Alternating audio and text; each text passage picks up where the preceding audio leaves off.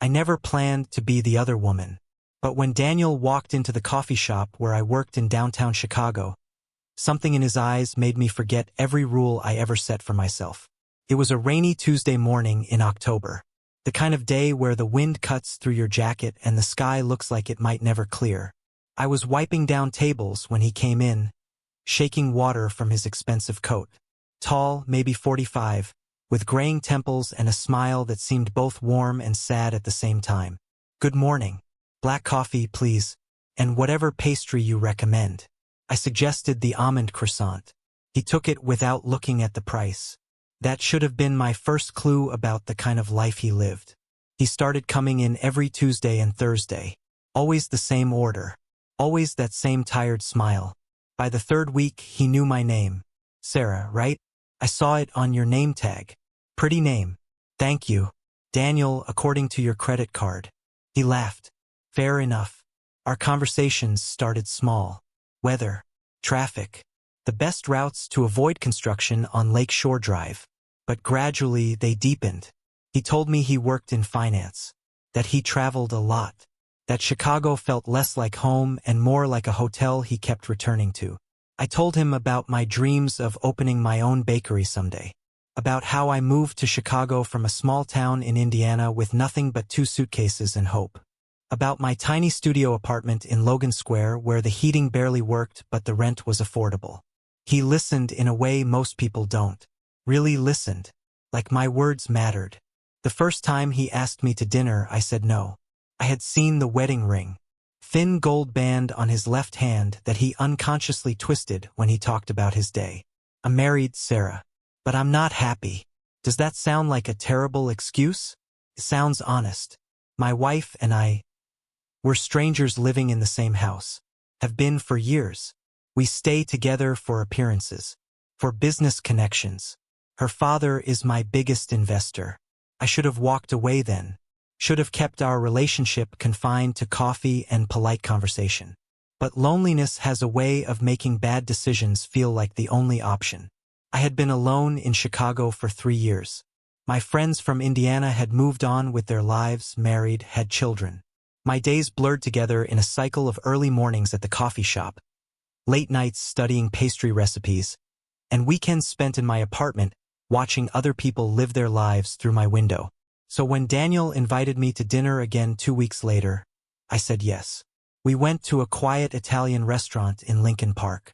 Nothing too fancy, nothing too casual. The kind of place where you could have a private conversation without drawing attention. "Tell me something real about yourself," he said over wine. "I'm terrified of staying ordinary. Of waking up at 60 and realizing I never took a single risk." He reached across the table and touched my hand. "You're not ordinary, Sarah." That night started everything. We didn't sleep together, not then. But we talked until the restaurant closed. He told me about his marriage to Catherine, a woman from old money who cared more about social status than actual connection. About his 2 grown children who barely spoke to him.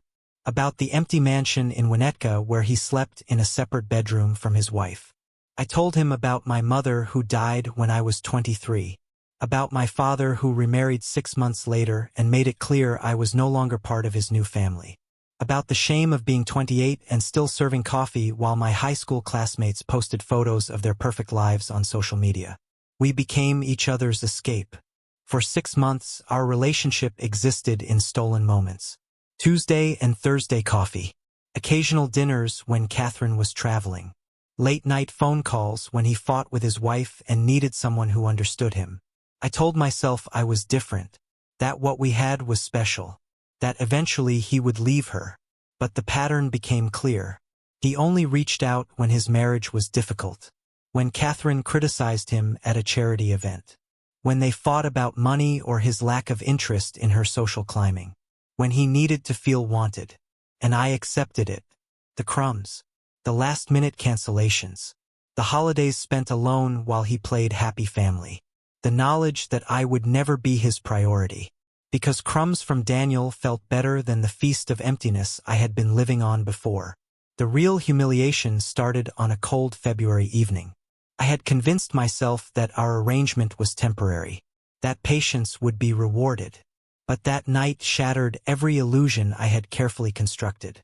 Daniel had promised to spend Valentine's Day with me. Actually promised. He said Catherine was attending a gala in New York and wouldn't be back until the 15th. We made reservations at a French restaurant I had dreamed about trying. I bought a red dress I couldn't afford. Did my hair at an actual salon instead of my bathroom sink. I waited at that restaurant for 2 hours. The waiter kept refilling my water glass with increasingly pitying looks. Other couples around me laughed, held hands, fed each other dessert. I checked my phone obsessively. No calls, no texts, just silence. When I finally left, my cheeks burning with shame, I found a text message that had come through while I was walking to my car. Catherine came home early.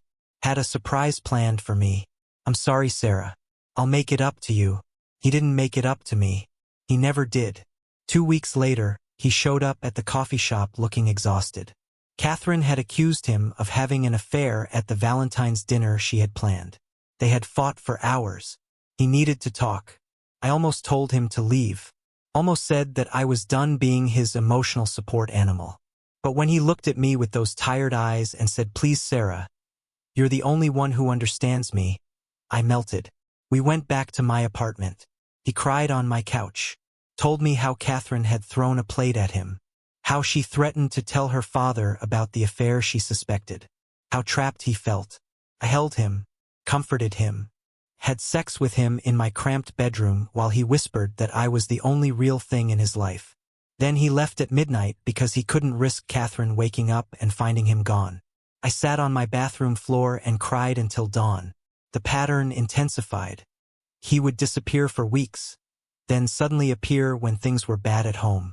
I became his therapist, his escape, his secret, but never his choice. My co-workers started noticing. My best friend at the coffee shop, Maria, finally confronted me in the break room. "Sarah, you look like death. What's going on?" "Nothing. Just tired." "Is it that married guy? The one who comes in and looks at you like you're oxygen?" I couldn't lie to her. I broke down and told her everything. She didn't judge me, but her words cut deeper than any judgment could have. "You're letting him steal your life, Sarah. While you wait for him, you're not living. You're just existing in the margins of his story." Everything changed on a Thursday in late April. I was closing the coffee shop alone when my phone rang. Unknown number. I almost didn't answer. "Is this Sarah Mitchell?" "Yes, who's calling?" "This is Robert Chun from Whitmore and Associates. I'm an estate attorney in Fort Wayne, Indiana. I'm calling regarding your great-aunt Miriam Caldwell." My heart stopped. Aunt Miriam. My mother's aunt, who I had only met a handful of times at family gatherings. A woman who lived alone in a big Victorian house and sent me birthday cards with $20 bills until I turned 18. "I'm sorry to inform you that Mrs. Caldwell passed away last month. However, you've been named as the primary beneficiary in her will." "I don't understand." "Mrs. Caldwell left you her entire estate. The house, her savings, investments, and personal belongings. I'll need you to come to Fort Wayne to sign the papers and discuss the details." "How much are we talking about?" "Approximately $2.7 million, plus the property valued at another $800,000. The phone slipped from my hand. $2.7 million, plus a house worth $800,000. I had been crying over a man who couldn't even spend Valentine's Day with me, while my great-aunt had left me enough money to change my entire life. That night, Daniel texted asking if he could come over. Catherine had discovered his browsing history on their shared iPad and they had fought again. He needed me. For the first time in 18 months, I said no. "I can't tonight. Please, Sarah. I really need you." I stared at those words. I really need you. Not I love you. Not I'm leaving her. Just I need you when his real life became uncomfortable. "I'm done, Daniel." "What do you mean?" I'm done being your crisis management. Your escape hatch. Your second choice. I deserve more than this. "Sarah, you're overreacting. Let me come over and we'll talk. Don't contact me again." I blocked his number before I could change my mind. Maria found me the next day during our shift, and I told her everything. About the inheritance. About finally ending things with Daniel. About feeling like I could finally breathe for the first time in over a year. If you're rooting for Sarah right now, take a second and subscribe to the channel. Because what happens next will show you that sometimes the universe has a plan bigger than anything we could imagine for ourselves. 2 weeks later, I quit my job at the coffee shop, packed up my studio apartment, and drove back to Indiana to claim the life my great-aunt Miriam had given me. The life I should have been building all along. Fort Wayne felt different than I remembered. Smaller, quieter, but somehow more full of possibility than Chicago ever had been. Aunt Miriam's house stood on a tree-lined street in the historic West Central neighborhood. 3 stories of Victorian beauty with a wraparound porch and original stained glass windows. It needed work, but it was mine. The attorney, Mr. Chun, handed me the keys along with a letter Aunt Miriam had written months before her death. She wanted you to have this personally. I opened it that night, sitting on the porch swing as fireflies danced in the yard. Dear Sarah, my beautiful girl, your mother was my favorite niece, and you are so much like her. Strong, creative, and far too willing to sacrifice yourself for people who don't deserve it. I've watched you from afar these past years. I know about the coffee shop. I know about the struggle. And I suspect I know about the man who is taking pieces of you without giving anything real in return. This house, this money, it's not just an inheritance. It's permission. Permission to stop waiting for your life to begin. Permission to bet on yourself. Build something beautiful. Not for anyone else. For you. The world needs your light, Sarah. Stop hiding it under someone else's shadow. With all my love, Aunt Miriam. I cried until my chest hurt. She had known. Somehow, she had known everything. The next 3 months became a blur of transformation. I hired contractors to renovate the first floor of the house. Exposed the original brick walls. Installed commercial-grade ovens and a display case. Created exactly what I had dreamed about for years. Miriam's Bakery opened in August. Named after the woman who gave me a second chance at life. The community embraced it immediately. My almond croissants, the same ones I used to recommend to Daniel, became famous. Lines formed before we opened. Local newspapers wrote features. A food blogger from Indianapolis drove down and called it the best bakery in Indiana. I hired Maria, who quit her job in Chicago and moved to Fort Wayne to be my manager. We hired 3 other staff members. All women who needed a second chance, just like I had. For the first time in my life, I felt proud. Like I was exactly where I was supposed to be. Then, on a crisp October morning, almost exactly 1 year after I first met him, Daniel walked through the bakery door. He looked older, tired. His expensive coat couldn't hide the weight he had lost or the darkness under his eyes. Sarah, I found you. My heart didn't race. My hands didn't shake. I felt nothing but a distant curiosity about why he had come. What are you doing here, Daniel? We need to talk. I led Daniel to a corner table, away from the morning customers. Maria shot me a concerned look from behind the counter, but I nodded that I was okay. This is incredible, Sarah. You did all this? Yes, I did. He reached for my hand across the table. I pulled it back. I left her. Catherine and I are divorced. It's been final for 2 months. The words I had once desperately wanted to hear now meant nothing. I'm sorry that happened. You don't understand. I'm free now. We can finally be together. Really be together. I bought a condo in downtown Chicago. We could split time between there and here. I have money from the settlement. We could travel, do all the things we talked about. I stared at this man who had once made me feel like crumbs were a feast. Who had taught me that I was worth less than his convenience. Who had stolen 18 months of my life.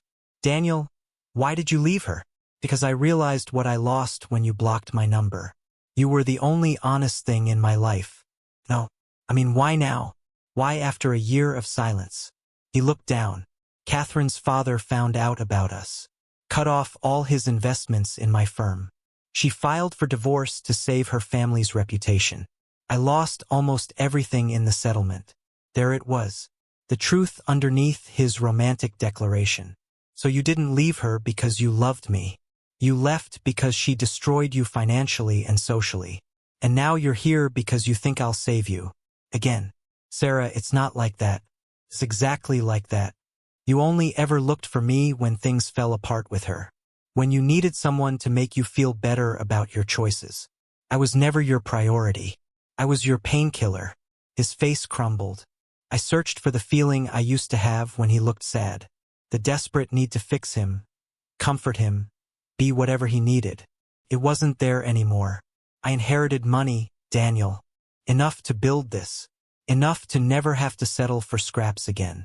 And more importantly, I inherited permission to stop waiting for my life to start. My aunt gave me that gift. I stood up. He reached for my arm. Please, I made mistakes. But I'm here now.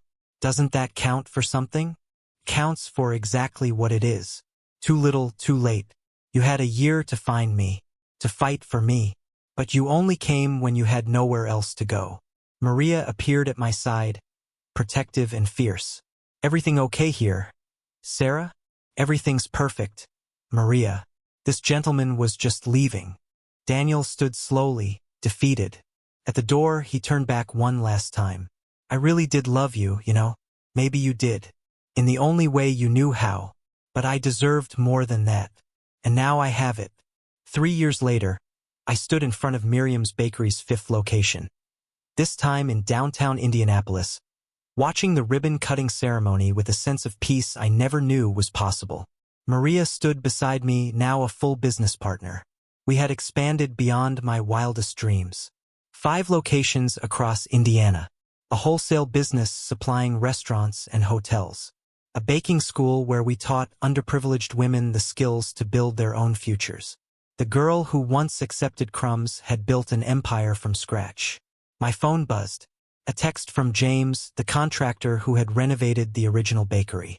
We had been dating for 8 months now. Nothing rushed, nothing hidden. He knew my entire story, every mistake, every moment of weakness with Daniel. And he loved me anyway. Good luck today. Proud of you. Dinner at our place tonight? Our place. We had moved in together last month. A restored farmhouse just outside Fort Wayne with a garden where we grew herbs for the bakery. Can't wait. Love you. Love you too. Simple words. Honest words. From a man who showed up. Who introduced me to his family. Who never made me wonder where I stood or whether I was enough. After the ceremony, a young woman approached me nervously. She couldn't have been more than 25, with tired eyes and a worn jacket. Excuse me, Ms. Mitchell? I read about your scholarship program. The one for women trying to start over. I was wondering if it's too late to apply. I saw myself in her immediately. The hope mixed with fear. The exhaustion of trying to survive while dreaming of something more. It's never too late. Come by the original location tomorrow morning. We'll talk. Her eyes filled with tears. Thank you. You have no idea what this means. But I did know. I knew exactly what it meant.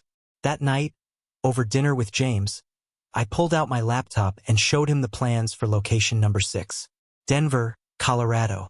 A bigger market, a bigger risk. You're unstoppable, you know that? I'm making up for lost time. He kissed my forehead. You're not making up for anything. You're just living the life you were always meant to have. He was right. Aunt Miriam had given me more than money. She had given me permission to believe I deserved a full plate, not crumbs from someone else's table. And to everyone who stayed until the end of this story, thank you. Thank you for witnessing this journey. If it resonated with you, please hit that like button, leave a comment sharing your own story of choosing yourself, and subscribe to the channel for more real stories about people who refuse to settle. Drop a comment telling me what story you want to hear next. Your support means everything, because sometimes the best revenge isn't getting even. It's building a life so beautiful that you forget you ever needed revenge at all.